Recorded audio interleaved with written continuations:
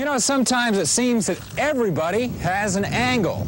Well, if you're a photographer, you've got at least two angles. The first angle is on your subject. Now, you probably don't know exactly what your shot is going to be until you move around a little bit, physically move around, to try to decide what your shot's going to be. You're probably not going to know what it is until you actually see it through the viewfinder. Now, that's an angle you can choose, but, you know, shooting outside like this, unpredictable conditions, there's a second angle you have to think about, and that is the angle of the light. Now, the angle of the light is pretty much determined by where the sun is, what time of day it is, what time of year it is, and you're really stuck with it for the most part, unless you've got a lot of time to wait. There are some photographers that perhaps could sit around and wait for the light to change, but you and I probably don't have that kind of time. I think the answer might be is to work with the light. Going indoors presents challenges too, but luckily the weather and the angles and varieties of light that result are no longer an uncontrollable problem. You see, I'm in control now, whether I choose to use the light that I've brought along on top of my camera or whether I choose to use the available light in here. But there is one place where the two varieties of light, indoors and outdoors, come together to give photographers headaches greater than we could ever imagine.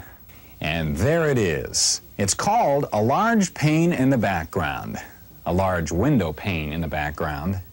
Generally, the best advice is to point your camera away from the window. Now, window light can help you create beautiful pictures as long as you keep your camera at least 90 degrees away from the window light, much like this. And it helps to soften the window light a little bit by using a white curtain or a sheet. No such luck here. I want this shot, and I want it from this angle right over here. My subjects are not going to wait, so full speed ahead, backlighting or no backlighting.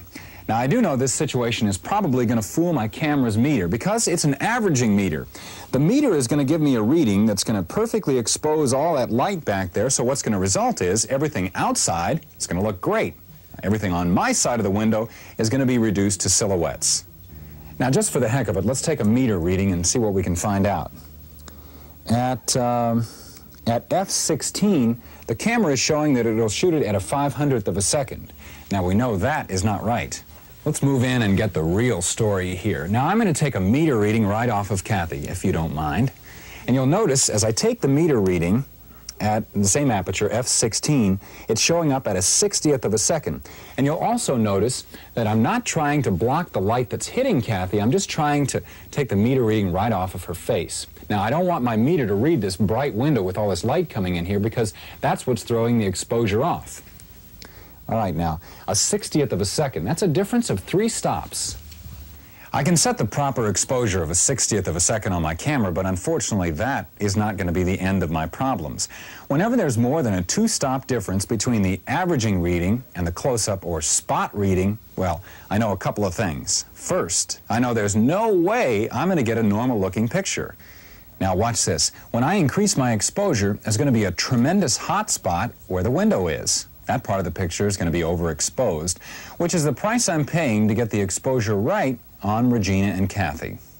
That hot spot can also cause a very strange effect known as color fringing. The light is so bright behind your subject, it makes the light bend around the objects and the subjects in the foreground of the picture, gives them sort of a glow or a halo around them. You don't want that because one of the problems is that fringing can cause part of your image to disappear. Now, you can control fringing by using a very good lens. I'm using a lens made by a prime lens manufacturer. That should help control some of the fringing. Another way to control fringing is with this, a polarizing filter. You just put a polarizing filter onto the front of your lens, and then you've really got your problem, well, pretty much solved. A polarizing filter tends to act as a Venetian blind, which should control the fringing just a little bit. Another way to beat that fringing problem is with a telephoto lens and a lens shade. Try not to use a wide-angle lens. For one thing, if you're taking portraits, that 135 just cannot be beat. But a wide-angle lens has a lot of elements where the light can bounce around inside of it. A 135 with a lens shade should help you control that fringing pretty well. So here goes.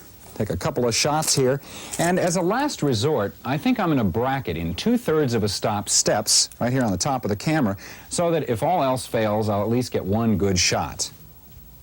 What's the bottom line here? Well, I'd say the bottom line is don't try to take a shot like this, but if you have to, be sure to meter carefully, use a good lens, a polarizing filter, and a lens shade, and cross your fingers.